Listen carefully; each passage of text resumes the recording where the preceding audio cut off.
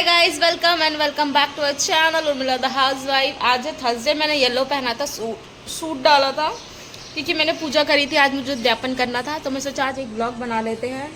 अब ये ब्लॉग कब जाएगा ये भी नहीं मुझे आइडिया है। ये देखो वहाँ पे मैंने पूजा वगैरह करी है।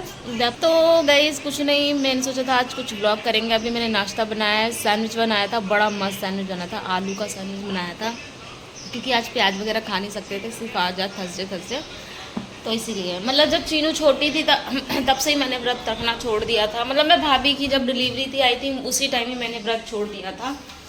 तो मैं सोचा उद्यापन कर लेती हूँ, उद्यापन होने के लिए भी टाइम नहीं मिल पा रहा था तो फाइनली आज मैंने कर दिया है। और यहाँ पे पंडित मिलने बड़े मुश्किल होते हैं तो हम शाम को जाएंगे, जो भी पंडित को देना है ना होगा वो दे के आएंगे उससे। मस्त यार कितना बुरा हाल हो रहा है मेरी बालकनी। हाँ मैं आपको एक चीज़ दिखाती हूँ, मेरी बालकनी में ना कबूतर ने अंडे दिए हैं।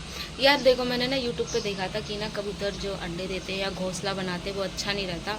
पर यार अगर हम किसी को मार के खा रहे हैं वो क्या ज़्यादा अच्छा है। तो अगर किसी को हमने यहाँ रहने के लिए जगह दे दी है, वो रह रहा है अच्छे से, उसको कंफर्टेबल है, अब वो मुझे पहचान भी गया है। मतलब पहले क्या होता था, मैं इधर आती थी ना अपनी बालकनी में किचन की तो वो डर के मारा भाग जाती थी, कबूतर ही है तो अंडे दिए ना। तो अब मैं जब भी आती हूँ ना वो मस्त सो रही होती है, उसे कोई डर नहीं होता, उसे पता है कि मैं नहीं भगाऊंगी। तो ऐसा कुछ भी नहीं होता।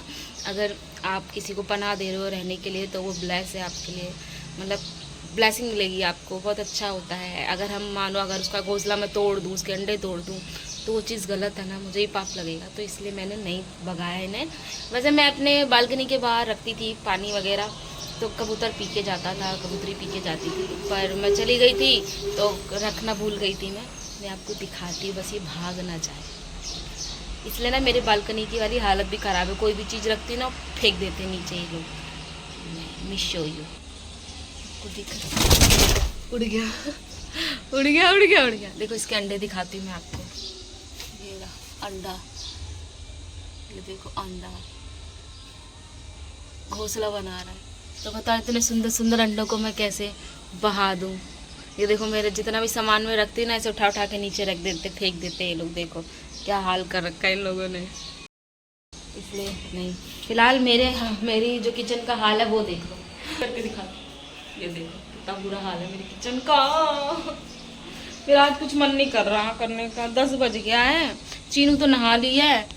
चीनू हमारे घर में कम रहती है, दूसरे घर में ज़्यादा रहती है। यस, उसको बच्चों से बहुत ज़्यादा पसंद है। वहाँ एक दादा है, वो मतलब 8 साल का बच्चा है, उसके साथ खेलती रहती है।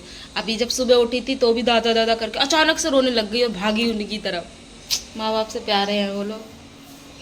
तो बस अब मैं जा रही हूँ किचन साफ करूँगी फटाफट, फिर मिलती हूँ। देखूँगी कंटिन्यू कर पाऊँगी ब्लॉग की नहीं, आई डोंट नो।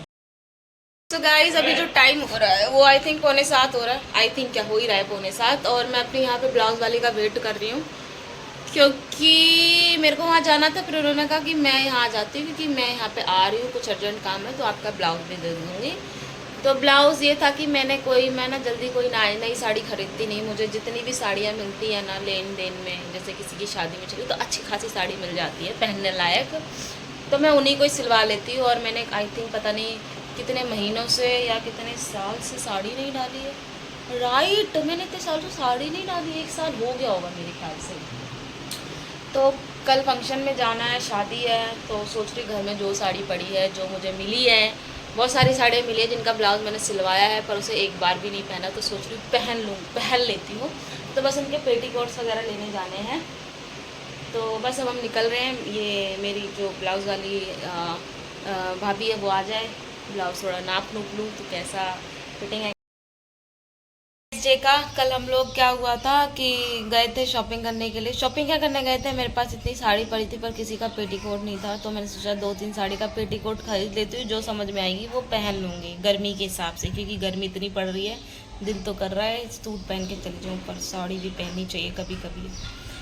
तो मैं ना कल अपना वो भूल गई थी, पेटीकोट भूल गई। कल मैंने चेक नहीं किया, आज सुबह मैं साड़ी चेक कर रही थी।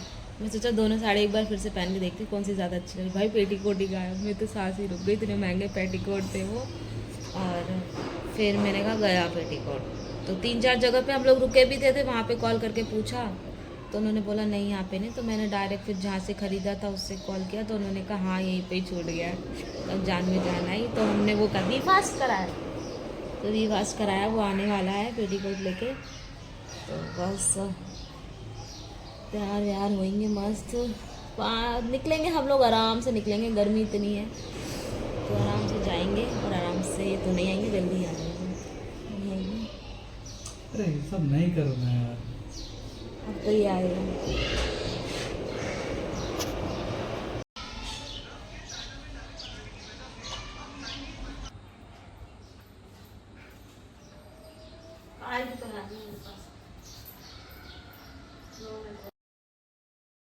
फाइनली पार्सल आ गया।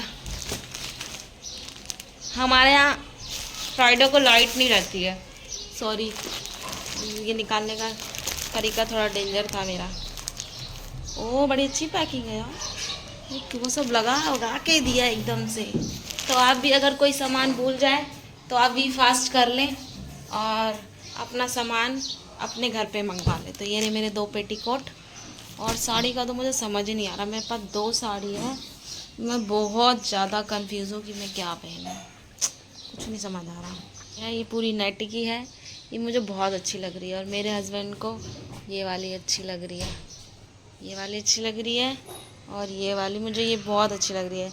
इसका कलर बहुत प्रिटी है, मैं यही पहनूँगी, ये नहीं पहनूँगी, ये फिर कभी पहनूँगी। इसका ब्लाउज भी नॉर्मल साड़ी है, ये भी मुझे किसी ने दी थी तो मैंने सोचा पहन लेती हूँ, बहुत अच्छी साड़ी है। इंस्टेंट मैं सोचती थी आज चीज़ पराठा बनाऊंगी, मैं सोचा कुकिंग का वीडियो डाल दूंगी। सबको लगता है ना कि मैं यही सब खाती, नहीं भाई, वो एक ही टाइम बनाती हूँ मैं, बाकी दोनों टाइम हमारे यहाँ खाना बनता है, मुझे दाल चावल सब्जी रोटी। कल मैंने कड़ी चावल बनाया था, पर मैंने कल बनाया क्या था, कड़ी चावल नहीं ना, शूट के लिए, हाँ ब्रेड सैंडविच बनाया था।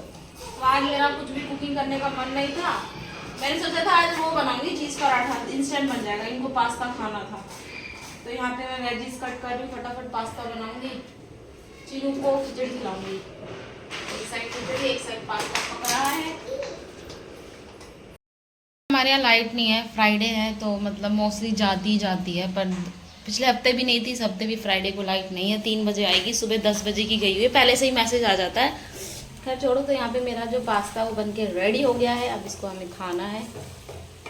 इन्होंने बनवा दिया 1 बजे ही, अब 4 बजे कहेंगे फिर भूख लग रही है, होने वाला ही ऐसा, होगा ही होगा।